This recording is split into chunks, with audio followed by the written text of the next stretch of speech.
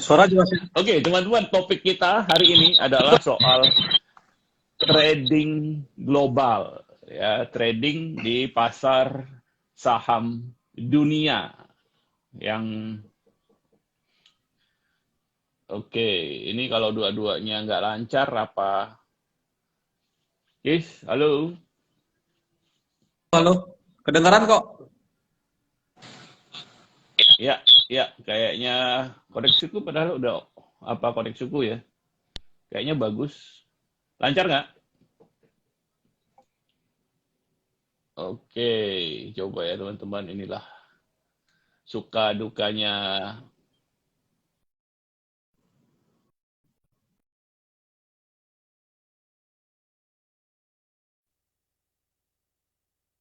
Ini suka dukanya. Halo. Ya, jelas. Oke, bentar. Ulangi. Halo. Ya, ya, jelas. Ya, putus tadi ya. Oke. Halo, halo. Ya. Halo? Ini kayaknya Ya, ya. punyaku yang keputus nih. Apa? Hmm.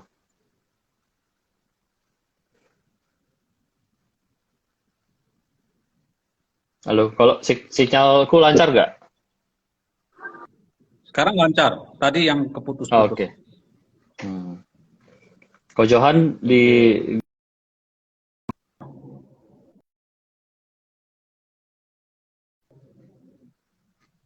Teman begitulah ya. Koneksi sik- signal internet Indonesia. sinyal, oh sinyal.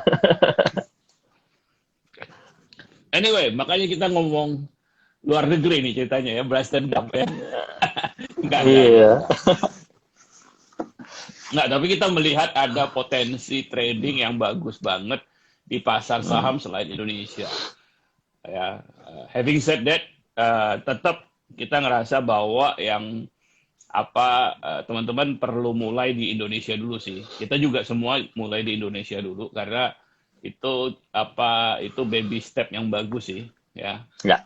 Tidak complicated, Anda tahu perusahaannya, ya, buka accountnya juga Anda gampang, aturannya juga Anda tahu gitu kan. So, you feel safer gitu ya. Hmm. Daripada langsung ke luar negeri gitu ya. Nah, tetapi kita ya setelah komunitas kita setelah 6 tahun kita pengen explore juga keluar negeri dan sudah kita lakukan di tahun lalu dan kita happy banget gitu ya Hmm. dengan hasilnya gitu. Betul Coach Ferry? Coach Ferry gimana Betul, rasanya? betul. Ya, Ya, Coach well, Ferry kalau kita bicara banyak riset. saham ya, banyak riset. Kalau kita bicara saham luar negeri itu lebih excited kok, terutama dari sisi teknologi gitu kan. Banyak kalau kemarin kita ngobrol tentang metaverse, cryptocurrency, di Indonesia Ya, nggak ada saham-saham itu. Sementara kalau di luar negeri, betul. cryptocurrency aja kalau misalnya kita nggak mau masuk ke kriptonya langsung, kita bisa beli saham perusahaan yang portofolionya dari Betul. cryptocurrency. Nah, itu dia. Saham-saham Ya, metaverse juga adanya di luar negeri. Jadi excited banget untuk perusahaan-perusahaan teknologi di luar. Pilihannya opsinya lebih banyak, mainannya lebih banyak. Dan juga metode ya, strateginya juga untuk produk turunannya juga lebih banyak kan. Ada option, ya nantinya, ya, gitu, ya, macam-macam. ya, ya.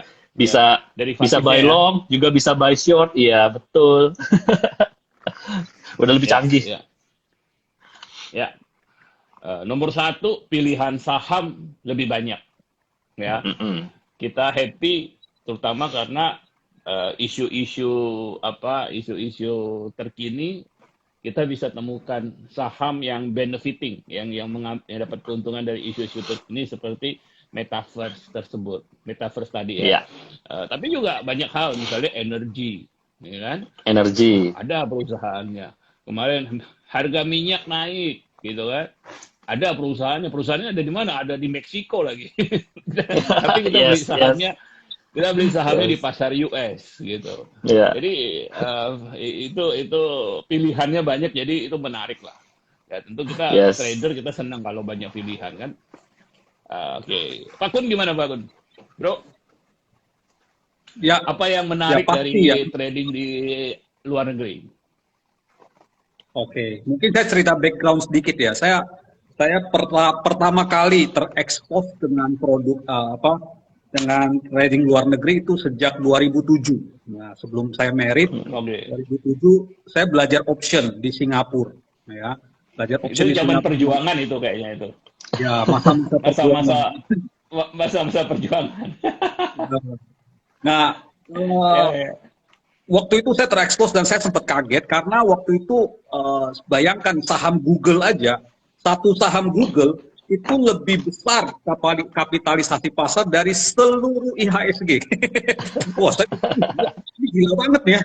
Satu saham Google aja itu dulu ya, satu lot itu dulu itu 1,3 miliar satu lot. Saya garuk kepala. Makanya untungnya kenapa saya belajar option itu turunannya ya. Jadi masih bisa lebih murah ya. Dan menarik waktu itu lihat Visa ya, kartu kredit Visa yang baru mau launching, kemudian Microsoft, eh, Apple ya perkembangannya, terus belakangan sempat Alibaba ya dari sejak dia launching dan sebagainya, wah itu sangat luar biasa ya. Tapi karena dulu dulu kan ya belum terlalu mengerti ya, apalagi kalau trading US salah satu kelemahannya mesti begadang ya kan, di awal-awal mesti lihat market. Jadi jam 9 ya marketnya baru buka, jam 3 pagi, jam 4 pagi marketnya tutup. Jadi tiap malam begadang, seharian tidur. Jadi lama-lama mikir, wah susah juga ya, karena apa ya, untung kan baru pemula ya, untungnya dikit tapi tiap malam begadang kayaknya nggak worth it, karena nanti ujung-ujungnya duitnya buat pengobatan, buat kesehatan dan sebagainya. Akhirnya ya, lebih memilih ke Indonesia. Nah, tetapi sekarang apalagi dengan metodenya HBC yang metode trading santai, kita bisa beli terus kita tinggal tidur ya. Dan mentor kita kebetulan Mr. Edward Lee sudah lama trading di market US, market Hong Kong. Nah, kita bisa mengikuti pola itu ya. Jadi pertama selain daripada market yang sangat besar, kemudian kalau menurut saya ya, kemudian yang kedua adalah perkembangan saham-saham teknologi yang jauh lebih bagus, jauh lebih advance. Bagaimanapun mereka udah start dari 20 tahun yang lalu kan, dari sejak Microsoft, Apple, Google, kemudian Amazon, terakhir Tesla yang ya, dan kalau kenaikannya kan jauh lebih luar biasa daripada market Indonesia ya, sehingga peluangnya menjadi sangat-sangat besar. Apalagi ketika kita bicara bahwa yang invest atau yang trading di market US itu seluruh dunia ya. Nah, bayangkan ya, comparison kalau buat saya nih comparisonnya begini. Kalau Indonesia kan penduduk Indonesia 270 juta sekarang ya. Tetapi kalau penduduk dunia sekarang tuh hampir mencapai 8 miliar ya. Saya coba di Google 7,9 miliar. Ya anggaplah 1% aja atau yang trading di market US, Anda kebayang nggak kapitalisasi pasarnya, marketnya seberapa gede ya. Jadi itu peluang yang menurut saya sangat luar biasa. Dan yang ketiga adalah sekarang nih zaman, selain daripada zaman teknologi, itu zaman globalisasi ya. Artinya apa? Saya kebayang ya, tadi sempat jalan sampai mikir kira-kira nanti malam mau ngomong apa.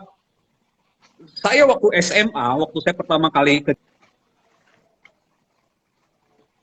kelas, jadi waktu itu saya kuliah di Jakarta. Oke, Pak Kun. Mantan. Halo? Ya. Suara jelas nggak? Nah, tadi mantan terputus saya masih sampai SMA.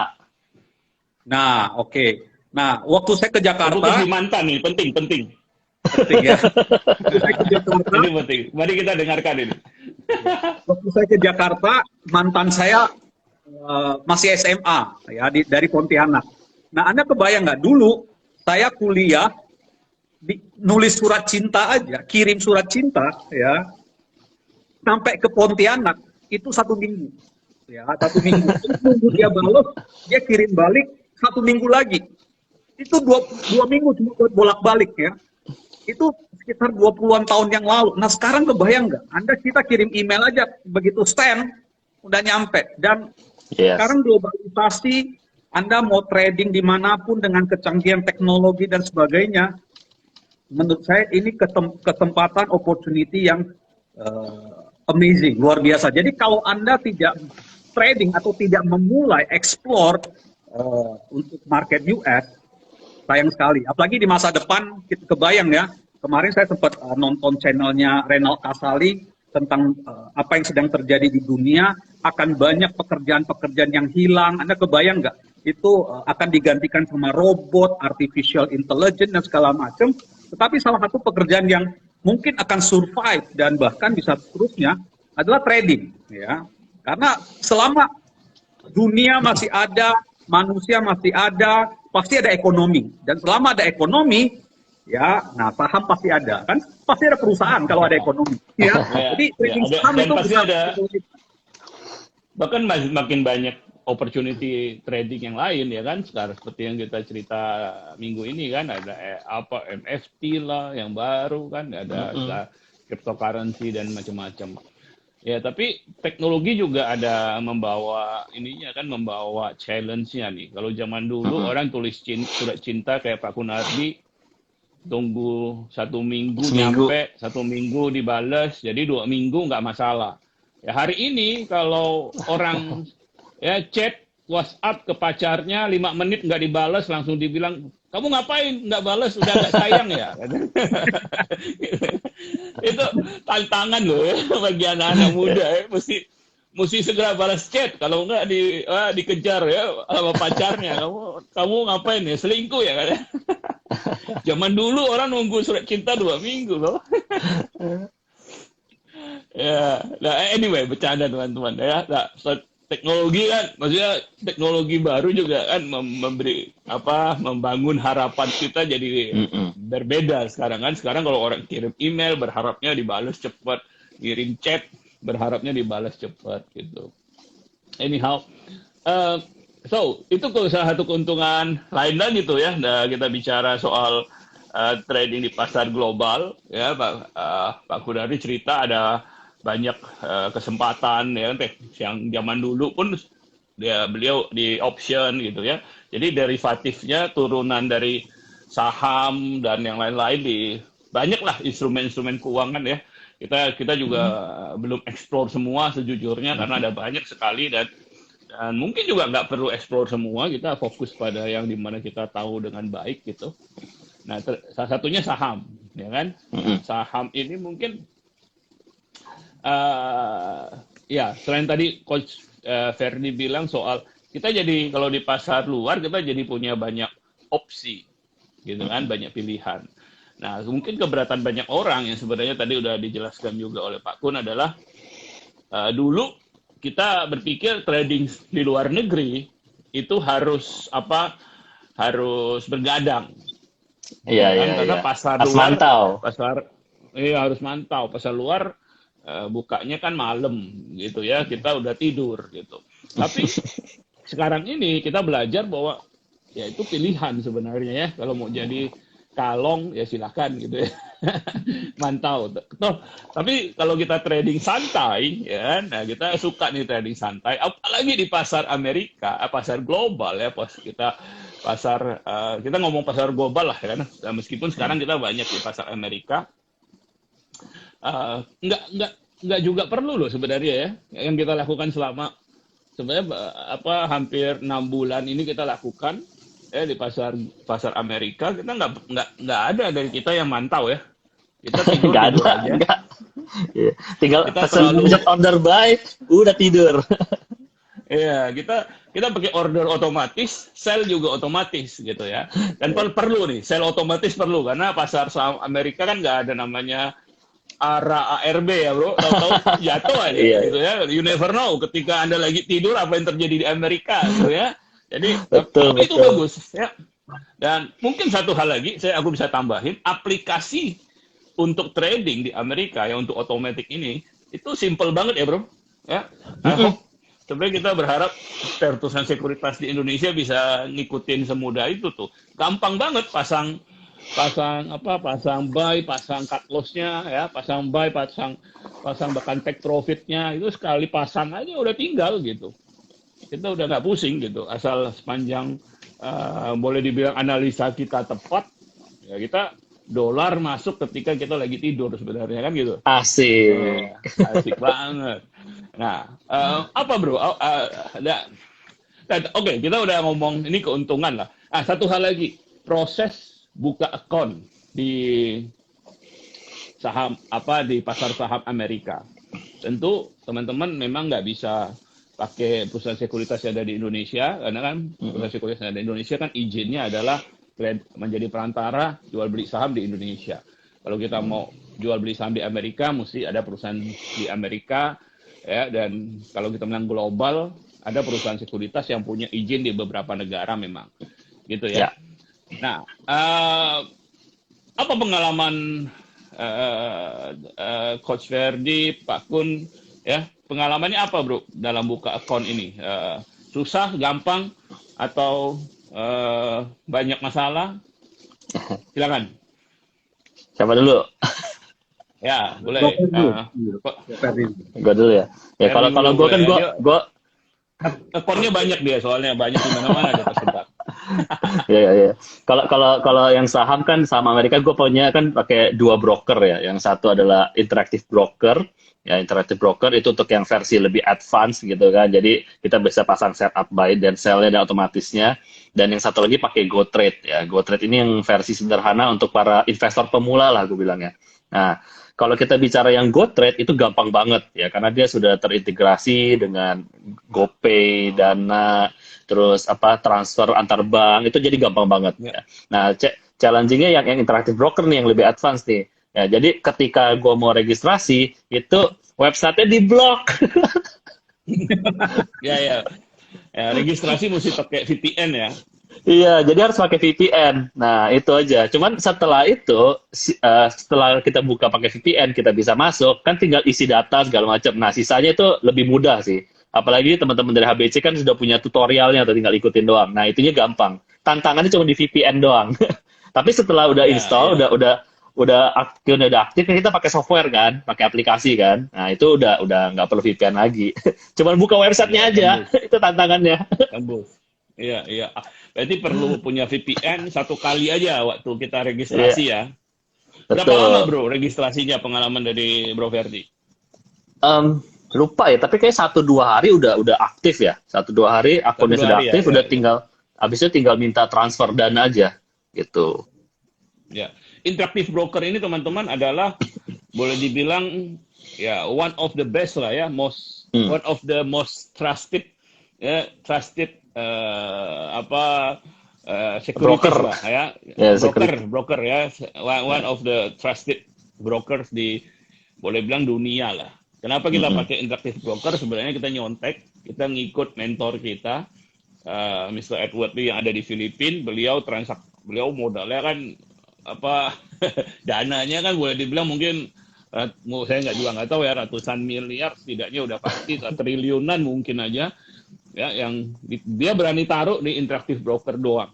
Hanya Interactive Broker, dia nggak mau pakai yang lain, ya kan? Nah, itu udah bukti bahwa ya kita bisa percaya lah sama trusted banget broker ini gitu.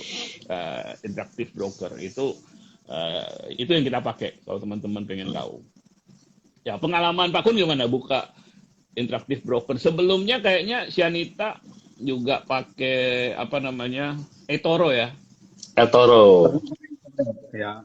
Jadi sebenarnya gini, yang dulu ya, saya waktu yang saya bilang ikut option trading, itu saya sudah pernah dibukain account di Think or Swim. Ya, sekarang ganti jadi Ameritrade ya. Tapi karena udah cukup lama nggak ini aktif, terus saya udah tarik dana keluar segala macam. Nah, sekarang buka lagi. Sempat buka, istri saya buka eToro ya. Kemudian sekarang belakangan buka di IB ya. Memang kalau untuk di luar ya harus hati-hati untuk pengisian dan sebagainya ya. Jadi kita dulu sempat, istri saya ya, karena juga sibuk ya, karena kita juga waktu itu masih trading di market Indo ya, kemudian mesti analisa dan sebagainya. Jadi waktu itu udah sempat ada balasan dari IB, kemudian lama nggak diinin, dicuekin, tiba-tiba lupa password lagi, ngurus lagi ya dan sebagainya. Tapi overall setelah buka sangat enak, sangat nyaman ya. Memang ya, mereka jauh lebih advance lah. Bayangkan pasar saham Indonesia, pasar saham US itu umurnya sudah 200-an tahun ya. Indonesia kan baru mulai aktif tahun 90-an lagi ya. Jadi beda jauh lah anak kecil sama kita kan masih sebenarnya pasar saham Indonesia masih sangat sangat baby dibandingkan pasar saham Amerika yang ya sudah sangat ini ya sudah sangat advance ya. So tapi anyway it's good ya, it's good untuk pembukaan rekening seharusnya tidak masalah ya, asal Anda ngerti ya, dan kita juga terpaksa kan langganan sama VPN dan sebagainya, tapi nggak terlalu susah sih ya, nggak terlalu kendala sih. Yang penting data dokumen lengkap. Oh kemarin sempat kendala waktu itu kan, sekarang kita di rumah ya, apa listrik segala macam kan udah nggak ini, itu kan diminta ya apa langganan bukti residen. Ya bukti residen ya. Lah kita bingung kan, listrik isi pulsa, nggak ada ininya ya. Terus apalagi pokoknya semua kita udah, sehingga waktu dibuka wah pusing juga apa yang mau dikasih ya. Tapi belakangan ya apa gitu ya. Lo ada iya. ada tagihan yang ada alamat Anda gitu kan, sebagai bukti residensi gitu. Jadi KTP Anda, paspor ya, pakai KTP juga bisa ya. KTP. Nah, perlu ada satu dokumen lain yang membuktikan bahwa KTP Anda benar, Anda tinggal di situ, gitu kan? Gue sih kemarin nggak perlu kok, gue cukup pakai KTP doang, bisa. Karena KTP sama alamat tinggalnya sama kan, satu alamat. Jadi gue pakai itu aja, diterima. Oke. Ya mungkin mereka juga update aturan ya, bisa update aturan. Ya. Terus satu hal yang sangat penting, Rohan, satu hal yang sangat penting, jangan pernah ketika Anda masukin account pakai nama orang lain, misalnya contoh ya, account atas nama saya, jangan transfer dari istri, transfer masuk ke dana saya. Nah itu repot urusannya ya. Kita dulu punya member Pak Egi kalau masih ingat, dia pakai account itu namanya dia, tapi dia pakai account mamanya ya untuk transfer 100 juta. Wah repot deh urusannya. Dipikir uang dari mana dan segala macam, bukan dari rekeningnya. Jadi bukan dari rekeningnya dia kan, transfer. Nah itu bermasalah tuh. Wah ngurusnya repot itu. Iya karena jauh ya, untuk cuma bisa connect lewat email doang kan ceritanya kan. Betul. Nggak bisa disamperin. Nggak bisa disamperin. Nggak bisa telepon, gimana dimasukin. ya. Nah, tapi kita cukup overall teman-teman, kalau review kita adalah prosesnya cukup mudah. Oke, kita ngomong yang lebih challenging lah, yang interactive broker.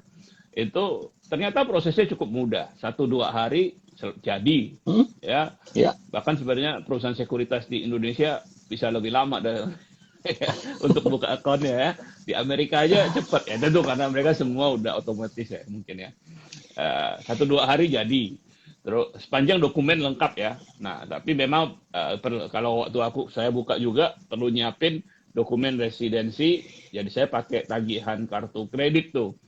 Ya meskipun bukan bukan hard copy, tapi ada tagihan kartu kredit kan ada alamatnya. Nah, kalau alamatnya sama dengan KTP diterima.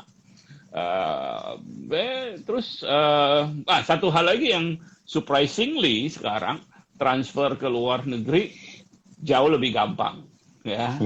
Awal-awal nih, ini ngomong awal-awal sebelum bahkan setahun lalu lah ya, mungkin masih begitu. Awal-awal waktu kita buka akun Interactive Broker, mau transfer uang ke Interactive Broker, kita mesti saya pakai Bank BCA. Saya pergi ke Bank BCA, mesti isi form macam-macam, ya. Jadi di make sure nggak ngelarin uang ke luar negeri ceritanya. Ya, pakai Metrai bro, pakai Metrai, dan hanya bisa transfer dan hanya bisa dilakukan di pagi hari juga tuh. Ya. Repot banget nih kalau sering-sering dilakuin, dan mahal ya, dan mahal. Nah, hari ini pakai klik BCA itu bisa lakukan di online dan harganya jauh lebih murah tuh kayaknya. Ya, cuman berapa ya, bro? Kayaknya cuman nggak hafal. Tapi bisa, tapi sangat murah lah dibandingkan dulu nggak pakai Metrai lagi dan sebagainya gitu. Jadi proses transfer ke luar negeri pun ke akun Interactive Broker kita yang ada di dia pakai bank di mana itu? Banknya di ya pokoknya banknya mereka lah ya.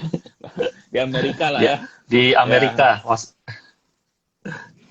Ya, di Amerika kita itu pun cukup mudah. Jadi surprisingly tidak sulit gitu. Eh, nah, ini sebenarnya sangat encouraging ya. Dan itu juga kenapa teman-teman sebenarnya kita ngerasa tren trading saham di luar negeri ke depan ini akan makin marak menurut kita. Nah, teman-teman setuju nggak ya dengan penilaian kita? Tapi kita kenapa? Karena kita lihat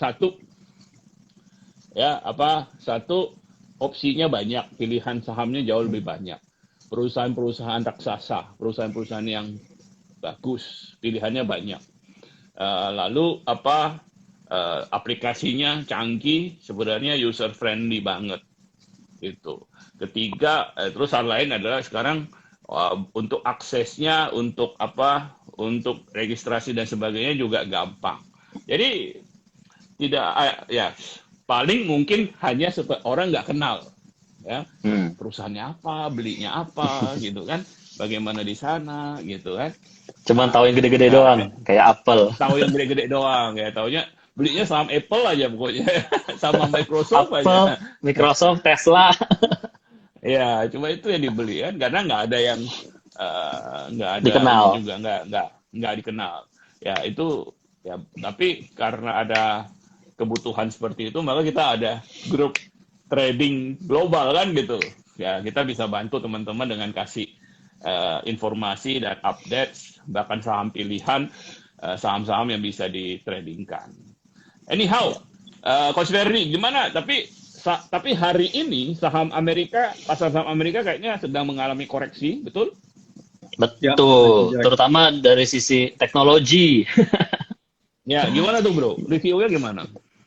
Ya. Kan kita tahu selama tahun kemarin ya, sementara saham kita gonjang-ganjing naik turun gak jelas, mau breakout turun lagi. Ya. Sideway ya, kita kalah ya. Sideway ya. Tapi saham Amerika sangat kuat tahun kemarin.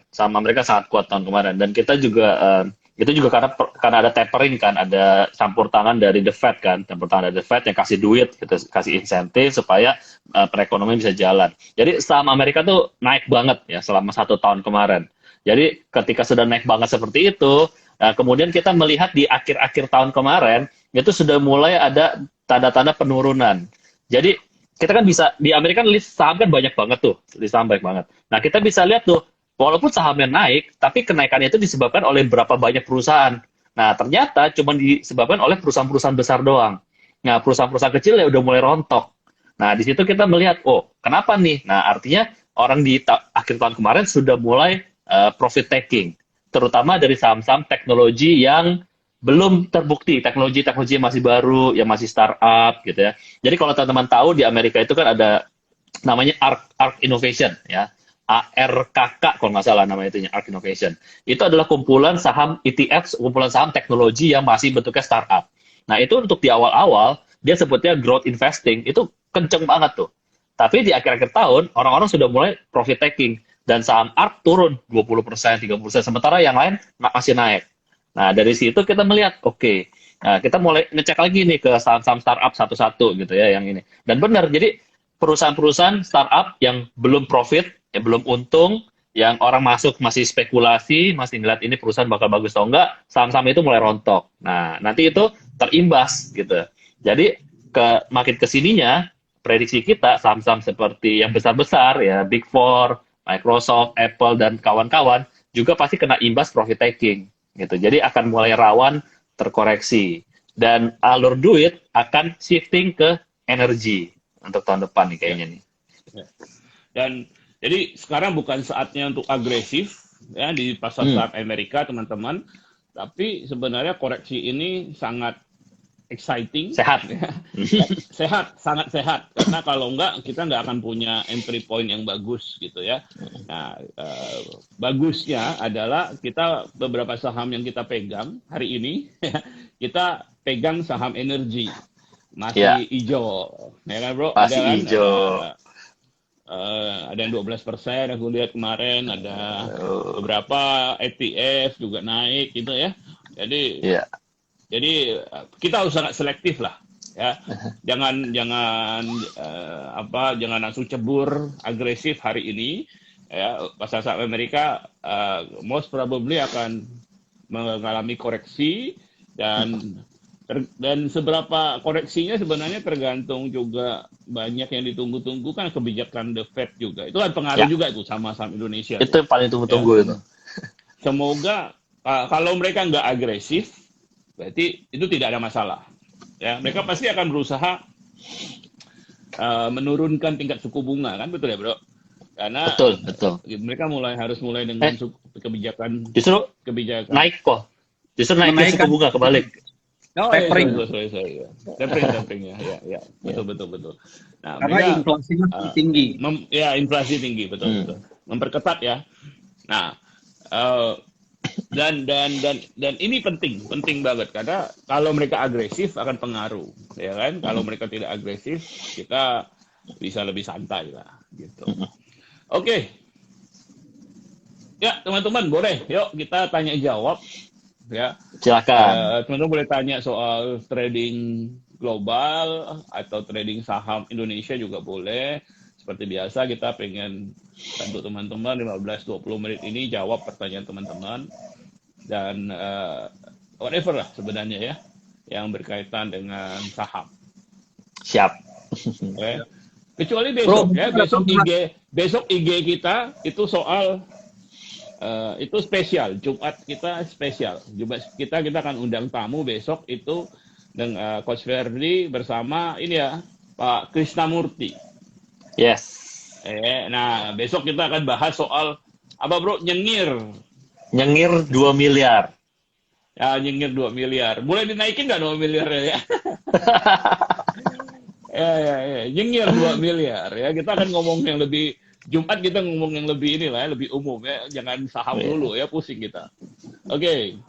Teman-teman silakan yang ada pertanyaan di kolom apa yang ada tanda tanya itu di bagian question. Kita lebih gampang bacanya karena kalau yang di komen ini kita mesti bacanya lebih susah nih. Tapi ada nih bro. Baca nggak di situ? Nggak susah bacanya. Oke. Ya, pertanyaannya adalah menggunakan teknik compound di mana modal bertambah. Waduh, kan susah bacanya nih. Dengan adanya take profit, apakah nilai VAR bertambah? Wah, ini member nih kayaknya ya. Pak siapa nih ya? Ya, thank you. Ya, pasti member kita join di IG. Ya, yang ngomong VAR pasti member. Nggak tahu. Mungkin peserta. Ya, mungkin peserta. Oke. Teknik compounding di mana modal bertambah, oke, dengan adanya take profit. Saya kira kalau pertambahan take profit, ya berarti modal kita bertambah. Apakah kemudian hitungan VAR kita berubah enggak? Kalau bertambahnya enggak signifikan, saya rasa repot kalau selalu diubah-ubah, gitu ya. Toh kan mungkin mungkin biasanya kita punya posisi dan sebagainya, gitu kan. Nah, jadi kalau pertambahannya nggak signifikan, hitungan modal kita mungkin nggak perlu diubah. Tapi kalau pertambahannya signifikan, ya itu bisa diubah. Atau cara lain adalah di-review kembali setiap mungkin 3 bulan atau bahkan 6 bulan nggak masalah. Kuncinya kan VAR sebenarnya untuk menjaga resiko, ya kan? Kita nggak pernah bisa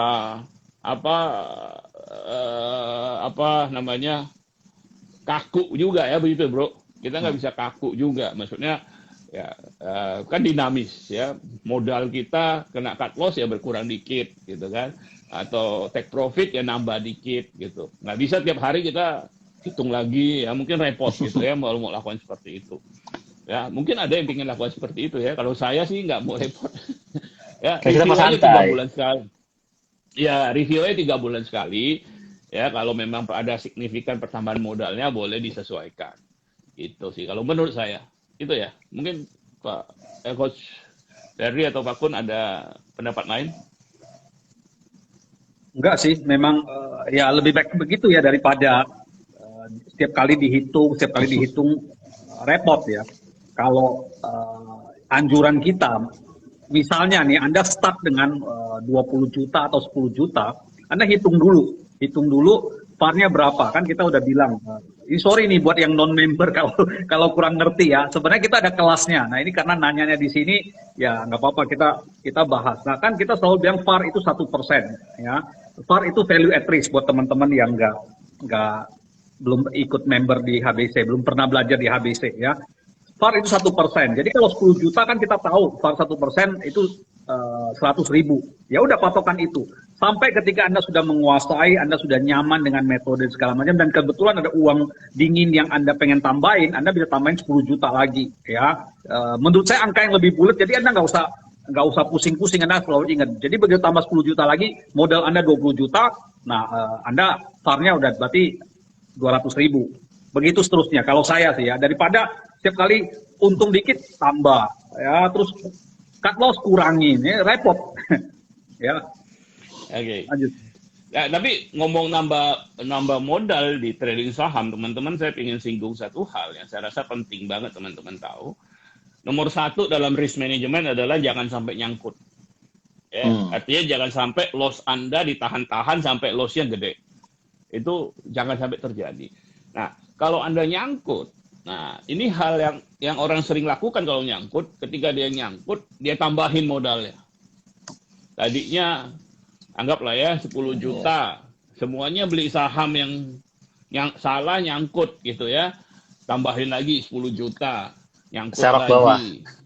Iya, nyangkut lagi, nambahkan koleksi saham nyangkutnya bertambah, ya kan?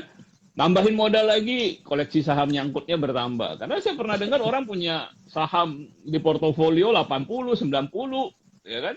Kok dia bisa punya 80 saham gitu ya? Saham nyangkut semua, teman-teman. Nah, jadi kalau kita di HBC, kita malah bilang, teman-teman, jangan sampai nyangkut. Dan jangan sampai Anda tambah modal trading karena nyangkut. Gitu. Anda tambah modal trading kalau trading Anda berhasil. Ya kan? Nggak, itu kayak itu prinsip bisnis juga ya, Coach Ferdi ya.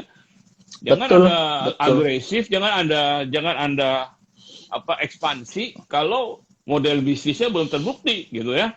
Belum untung, rugi terus, ekspansi gitu kan. Iya. Nah, tambah besar ruginya gitu. Jadi jangan Anda hanya tambah modal kalau Anda tahu Anda berhasil gitu. Anda lebih baik, Anda maju lah gitu. Kalau Anda nyangkut, jangan tambah modal gitu. Betulin dulu nyangkutnya gitu. Iya, Oke? iya. Kan prinsip kita kan kalau misalnya trading kan kita pasti ada namanya cut loss gitu kan. Ya, dan tantangannya teman-teman, gue juga dulu sebelum belajar dari HBC juga yang kalau udah rugi bukan cut loss tapi disimpan, ditahan gitu kan. Nggak di cut loss tapi ditahan, dijadiin saham investasi. Nah, dan itu kesalahan yang gue lakukan juga gitu, belajar dari situ. Nah, belajar dari situ gue belajar, oke, kalau trading harus disiplin ketika setupnya gagal, ya udah cut loss gitu kan, cut loss. Dan kalau misalnya yang namanya kita trading kan nggak selalu profit kan. Kadang sometimes ya kita bisa dalam 1 minggu itu minus gitu, dalam 1 minggu itu tradingnya gagal terus gitu kan. Kenapa? Karena kan market kan berubah-berubah gitu ya, dengan satu metode yang sama market berubah-ubah. Jadi sometimes kita juga secara psikologi terpengaruh. Jadi kalau udah kayak gitu, yang bisa kita lakukan adalah teman-teman take a break. Take a break dulu 3 hari kayak seminggu kayak bener-bener take a break ya, nggak usah ngomongin mikirin saham, take a break dulu, nanti mulai lagi dengan fresh. Itu tuh pelajaran yang gue belajar dari Jason, dan itu penting banget tuh. Oh iya ya, take a break ya. Kalau udah sering loss jangan dipaksain, karena secara psikologi sangat pengaruh nih kalau buat trading gitu. Ya. Kayaknya kalau mau kasih satu ukuran ya, kalau Anda misalnya trading sampai loss 6 kali berturut-turut ya dalam waktu dekat gitu, itu saatnya Anda berhenti dulu sedikit gitu ya. Anda nggak boleh malah revenge, kita bilang itu revenge trading ya, jangan revenge trading, tapi kembalikan dulu psikologinya gitu. Itu ya Kak Coach Ferdi ya. Iya, itu sih gue rasain sih. Nah, ini juga gue jadi besok kan ngobrol Pak Krisna nih. Gue kan pernah di mentor sama Pak Krisna di coaching waktu itu dibawa ke Makau gitu ya untuk melatih wealthy mindset gitu kan. Nah di situ gue belajar satu hal karena kan kita latihannya di kasino, latihannya langsung di kasino gitu. Jadi satu kebiasaan kita dan kebiasaan gue juga dan gue melihat banyak orang juga ngerasa sama. Ketika kita kalah, kita langsung kayak mau balas dendam gitu. Nah Pak Krisna bilangnya dia kasih bilang ke gue, fair. Don't play to catch your lose gitu loh. Jangan main untuk mengembalikan kekalahanmu. Tapi yang udah kalah itu diputihin aja. Jadi mulai dengan lembaran baru dengan mindset untuk menang, bukan mindset untuk supaya tidak kalah. Karena itu ternyata beda banget. Gue main supaya tidak kalah karena udah kalah dulu. Ya kali ini gue mau menangin balikin lagi kekalahan gue. Nah ternyata itu mindset yang salah. Jadi kalau setiap kali kita trading, mindsetnya adalah I play to win gitu. Nah itu ya itu mindset lah, itu penting banget. Kalau dalam trading, mindset tuh penting banget. Bro, mungkin sorry, gue nanti mesti satu cabut hari dulu. kita, Halo, oke. saya mesti cabut dulu Oh karena ya, ada kelas. yes. Ya, ciao. Yes bro, thank you. Sukses. Ya, Thank you. Malam hari ini sama Pak Kun di kelas kita. Hari ini kita akan, sebenarnya kita kelas lagi jam 7, kita ada kelas mengajarkan investasi, kita sebutnya active investing, ya karena penting juga orang, karena kenapa kita namakan active investing, karena investing itu dari pengalaman kita juga perlu aktif sedikit lah, sebenarnya bukan aktif sekali, tapi aktif sedikit dalam arti jangan ditinggal gitu ya. Ini barusan tadi sore aku juga ngobrol lagi sama teman-teman yang bantuin ngurusin, ada member kita yang punya saham BBNI gitu, yang dari 30 tahun lalu. Memang jangan sampai investasi itu ditinggal teman-teman. Jadi harus dijual di saat yang tepat. Kalau Anda mau invest saham, jangan percaya kalau dibilang beli aja nanti untuk anak cucu. Nggak ada yang namanya untuk anak cucu ya. Ya nggak. Yes. Ya, Harus. nggak ada jaminan lah setidaknya. Ya nggak ada jaminan. Anda jangan pikir pasti ini udah aman. Tidak ada yang namanya pasti, gitu ya. Ya, betul. Nah, Harus tetap oke, cross check, baca pasar. Yes. Jadi Anda tetap perlu melihat ya perkembangan saham Anda. Ya, kalau di HBC kita bilang Anda mesti jual di saat yang tepat. Oke, penting. Oke, teman-teman silakan. Kalau ada pertanyaan lagi, mungkin 1-2 pertanyaan lagi kita bisa bantu. Kalau tidak, mungkin kita juga bisa menemani Pak Kunardi lebih pagi. Iya. Silakan kalau ada pertanyaan. Monggo kalau ada pertanyaan. Silakan. Iya. Saham global menarik loh, saham global menarik. Iya, kita bahasnya saham global loh. Kayak pertanyaan nih, teman-teman gimana? Berminat nggak? Mungkin kalau komen bisa ya. Siapa yang di sini yang polling dikit aja ya? Siapa yang berminat ya untuk trading di Amerika deh? Kita ngomong ya. Ya, punya saham Tesla, punya saham Apple yang kemarin baru menjadi perusahaan paling bernilai, 3 triliun valuasinya. Luar biasa itu, luar biasa. Ya. 3 triliunnya US dollar ya, bukan rupiah ya. Luar biasa. Luar biasa. Nah, memang skalanya itu di raksasa, bro. Kalau kita bicara ya, kalau saham Amerika ya, kita bicara itu skalanya raksasa. Dan nah, kita juga pengen encourage teman-teman nih, tidak sulit untuk mulai. Ya.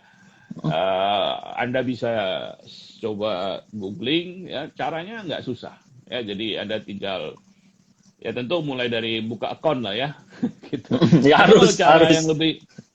Cara yang lebih gampang sebenarnya ya, kalau sekedar mau nyicip aja seperti yang sering Coach Ferdi cerita di IG, sharing di IG-nya ya, itu ada GoTrade ya bro.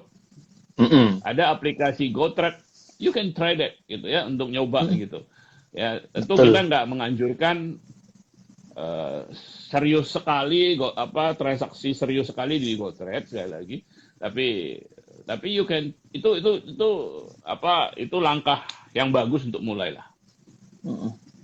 Betul. Gitu. Nah, ada Helga Mojang, aku mau ini nih, mau trading di saham global juga nih. Oke. Beli Nyangkut di saham-saham saham beauty Gocap. ya. Oh, oke, malah ada yang nanya nih nyangkut di saham Gocap, apa yang harus dilakukan? Berdoalah. Ya, nggak ada tidak ada yang bisa Anda lakukan, jujur aja. Tidak ada yang bisa Anda lakukan atau orang lain lakukan. Ya, kalau naik Anda bisa mensyukurinya lah ya. Tapi Anda dan siapapun tidak bisa bilang kapan itu akan naik gitu. Jadi Betul. ya saya kalau saya akan jadikan itu pelajaran berharga bahwa saham-saham seperti itu bukan saham yang tepat untuk investasi maupun trading. Disimpan aja Pak buat kenang-kenangan, buat sebagai reminder. Iya. Karena saya Dikit juga lah ya. punya saham, iya, saya juga punya saham reminder, saham trofi, saham-saham kesalahan yang saya buat minus 90%. Ya. Oke.